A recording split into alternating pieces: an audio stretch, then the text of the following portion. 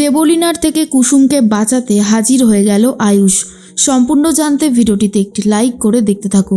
গল্পের শুরুতেই দেখা যায় জঙ্গলে আটকে রেখেছে কুসুমকে, গাছের সাথে একেবারে ঝুলিয়ে রেখেছে। আর তারপরেই দেবলীনা বলে, তোমার জন্য আমার অনেক কিছু গেছে, হ্যাঁ, আজ আমি তোমাকে ছাড়বো না কুসুম সরকার। অনেক তুমি আমার ক্ষতি করেছো, শেষ পর্যন্ত আমাকে জেলে ঢুকিয়েছো, তাই তোমার আজকে কি অবস্থা করি তুমি শুধু সেটা দেখতে থাকো। এর মাঝখানে আয়ুষ কুসুম কুসুম বলে চিৎকার করতে করতে এগিয়ে আসে, আর ঠিক সেই মুহূর্তেই দেবলীনা নিজেকে লুকিয়ে ফেলে। কুসুমের এই অবস্থা দেখে আয়ুষের অবস্থা অনেক বেশি খারাপ হয়ে যায়। এরপর আয়ুষ শুধু ভেবে চলেছে কুসুমকে কি করে বাঁচাবে। ঠিক সেই মুহূর্তেই আয়ুষের উপরেও ফাঁদ পেতে রেখেছিল দেবলীনা। এরপর আয়ুষ আসতেই আয়ুষের পায়ে রীতিমতো দড়ি লাগিয়ে আয়ুষকেও উল্টোভাবে ঝুলিয়ে রেখে দেয় দেবলীনা। তারপর কি করবে কিছুই বুঝে উঠতে পারছে না আয়ুষ।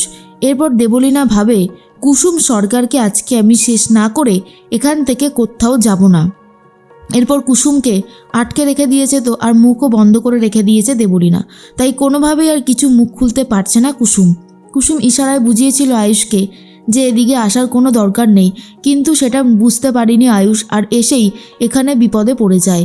তার মাঝখানে কুসুম ভাবে যেভাবেই হোক আমাকে মালিককে বাঁচাতেই হবে। দেবলীনা বলে, কি ভেবেছো কুসুম, তুমি এইভাবে পার পেয়ে যাবে, আয়ুষ এসে তোমাকে বাঁচিয়ে দেবে? সেটা কখনো হবে না, সেটা আমি হতে দেব না। আর তার জন্য আমাকে যা যা করতে হয় আমি সবটাই করব, বুঝতে পেরেছো কুসুম সরকার? এর মাঝখানেই তখনই আয়ুষ নিজের হাতের আর পায়ের বাঁধনটা কাটার চেষ্টা করছে। আর যখনই দেবলীনা দেখে আয়ুষ নিজের বাঁধনটা খুলে ফেলেছে, তখন দেবলীনা সেখান থেকে ভয়ে পালিয়ে যায়। এরপর আয়ুষ বলে, কুসুম তুমি ঠিক আছো তো? কুসুমকে আস্তে আস্তে বিপদমুক্ত করে। কুসুম তখন বলে, আমি ঠিক আছি দেবলীনা ম্যাডাম জেল থেকে বেরিয়ে এসে আমাদেরকে ক্ষতি করতে চাইছিল। তখন আয়ুষ বলে, কি বলছোটা কি কুসুম? কুসুম তখন বলে, হ্যাঁ মালিক, আমি যা বলছি তা একদম ঠিক কথাই বলছি। আয়ুষ বলে, যদি দেবলীনা এটা করে থাকে তাহলে ওর উচিত শাস্তি ও আবার পাবে।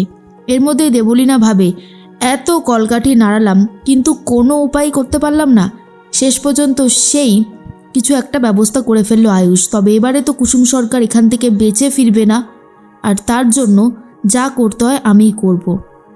এরপরই কুসুম বলে, মালিক এখান থেকে চলুন, এখানে অনেক বিপদ আছে, এখানে থাকলে হয়তো আমরা আবারও কোনো বড়সড় বিপদে পড়তে পারি, তাই আমাদের এখান থেকে চলে যাওয়াটাই উচিত। এর মধ্যেই দেখা যায় দেবীমার মনের অবস্থা খুব একটা ভালো না। ইন্দ্রাণী গাঙ্গুলি ভাবে কি করে নিজের মনকে শান্ত করবে, আর তার জন্য রাজকে ডেকে পাঠায় আর বলে, আমার মনে হচ্ছে আয়ুষ কোনো বিপদে পড়েছে। সন্তানের যখন কিছু হয় তখন কিন্তু মায়ের মন আগে বুঝতে পারে। কুসুমকে যেমন বাঁচানো দরকার, ওখানে তো মেঘা একা আছে, মেঘার ওপর যদি কোনো অ্যাটাক হয়? তখন রাজ বলে, দেখো এরকম অস্থির হও না, একটু শান্ত হও, সব ঠিক হয়ে যাবে, এতটা অস্থির হওয়ার কোনো দরকারই নেই। কিন্তু ইন্দ্রাণী গাঙ্গুলি বলে, আমি বলছি তুমি একবার ওকে ফোন করো না, কিন্তু আয়ুষকে কোনোভাবেই আর ফোনে পাচ্ছে না। তার মাঝখানে কতগুলো গুন্ডা এসে আবারও আয়ুষ আর কুসুমের ওপর অ্যাটাক করার চেষ্টা করে। তখন আয়ুষ একা একা গুন্ডাগুলোকে মারধর দিতে থাকে। এরপর কুসুমকে ধরে টানাটানি করতে শুরু করে গুন্ডারা। তখনই কুসুমকে বাঁচাতে আবার আয়ুষ আসে, গুন্ডাদের সাথে লড়াই করে। এরপর কুসুমের মাথায় গুন্ডাটা একটা আঘাত করে বসে, আর কুসুমের মাথা অনেকটা ফেটে যায়। কুসুমের এই অবস্থা দেখে আয়ুষ খুবই কান্নায় ভেঙে পড়েছে। তারপরে বলে, তুমি ঠিক আছো তো কুসুম, তোমার কোনো কষ্ট হচ্ছে না তো? কুসুম বলে, না মালিক, আমি ঠিক আছি, কিন্তু আপনি, ওরা যদি আপনার কোনো ক্ষতি করে দিত তখন কি হতো? না, এখানে আর এক মুহূর্তও নয়, এখান থেকে যত তাড়াতাড়ি চলে যেতে পারবো তত তাড়াতাড়ি ভালো। এদিকে জেলের মধ্যে নেই দেবলীনা, তার জন্য লেডি কনস্টেবল বারবার করে ফোন করতে থাকে দেবলীনাকে, আর বলে, দেখুন ম্যাডাম, অনেকটা সময় হয়ে গেছে, আপনি বেরিয়েছেন কিন্তু এখনও পর্যন্ত আপনি ফেরেননি, দয়া করে ফিরে আসুন, না হলে যে আমাদের ওপর অনেক চাপ সৃষ্টি হবে, আর সেটা হলে যে খুব একটা ভালো কিছু হবে না, সেটা নিশ্চয়ই আপনি জানেন, তাই বলছি দয়া করে তাড়াতাড়ি ফিরে আসুন। দেবলীনা বলে, কিচ্ছু করতে পারলাম না, এই সময়ে বেরিয়ে এসে আমি কিচ্ছু করে উঠতে পারলাম না। অন্যদিকে কুসুম বলে, সত্যি আমরা যে এইভাবে এখানে এসে এই বিপদে পড়ব এটা আমি কল্পনাও করতে পারিনি। তখন আয়ুষ বলে, তুমি কেন চিন্তা করছো, আমি তো আছি, আমি ঠিক সামলে নিতে পারবো। এদিকে মেঘা অপেক্ষা করছিল, তখনই ফোন করে দেবলীনা আর বলে, কিরে তোর কি অবস্থা বলতো? মেঘা তখন বলে, আরে তুই চিন্তা করছিস কেন, আমি কুসুমকে উচিত শিক্ষা দেব, তুই জেলের মধ্যে বসে বেশি বাড়াবাড়ি করিস না।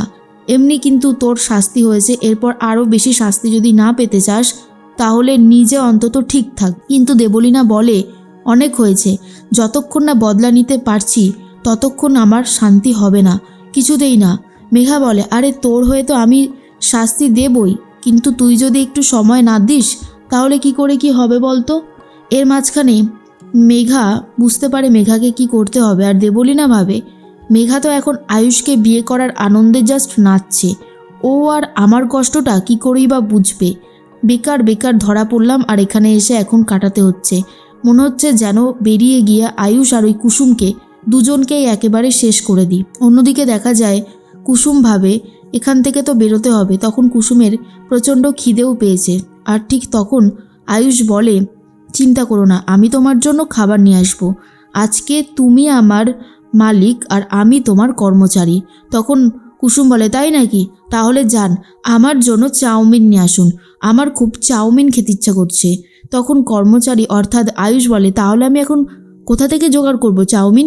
কুসুম বলে, সেটা তো আমি জানি না, আপনি তো বললেন যে আপনি কর্মচারী, আপনি সব কাজ করতে পারবেন, নিয়ে আসুন, আমি তো সেটাই এখন খেতে চাইছি, তাই না? এরপর আয়ুষ বাগান ঘুরে কিছু ফল জোগাড় করে নিয়ে আসে আর বলে, এই যে এটাই তোমার খাবার, এখন তো চাউমিন পাবো না, চাউমিন যখন পাবো তখন ঠিক তোমাকে দিয়ে দেব। এদিকে মেঘার সাথে ফোনে কথা বলতে থাকে, আর তখন ইন্দ্রাণী গাঙ্গুলি বলে, মেঘা তোমরা ওখান থেকে কখন বেরোবে? আমার কিন্তু খুবই চিন্তা হচ্ছে তোমাদের জন্য। তখনই মেঘা বলে, মনি তুমি কিচ্ছু চিন্তা করো না, আমরা ঠিক চলে আসবো, আয়ুষ আর কুসুমকে নিয়ে আমি রওনা দেব, একদম তুমি ভেবো না। কিন্তু ইন্দ্রাণী গাঙ্গুলির টেনশন হতে থাকে আয়ুষের জন্য, কি করে আয়ুষকে ফিরিয়ে নিয়ে আসবে বাড়িতে সুস্থভাবে। এদিকে দেবলীনা যে কলকাঠি নাড়ছে সেটা এখনও পর্যন্ত জানতে পারেনি ইন্দ্রাণী গাঙ্গুলি। এদিকে রাত হয়ে গেছে, বাগানে কি করে থাকবে কুসুম আর আয়ুষ এটাই ভাবছিল। তারপরেই আয়ুষ আগুন জ্বালিয়ে দেয় আর বলে, দেখো এখানে আগুন জ্বালিয়েছি, ঠান্ডা থেকেও রক্ষা পাবো, আর এই বনে জঙ্গলে অনেক হিংস্র পশু পাখি থাকে, তারা যাতে আমাদের ওপর অ্যাটাক না করে সেই জন্যই এই ব্যবস্থাটা করেছি। এরপর কুসুমের খুব ভালো লাগে, কিন্তু অন্যদিকে মেঘা আয়ুষ আর কুসুমকে না পেয়ে কী করবে বুঝে উঠতে পারছে না। কিন্তু মেঘা ভাবে এই আয়ুষ আর কুসুমকে একসাথে থাকতে দেওয়া যাবে না। বলা তো যায় না, আমার প্ল্যান সফল করার জন্য আমাকে কোনো রিস্ক নিলে চলবে না।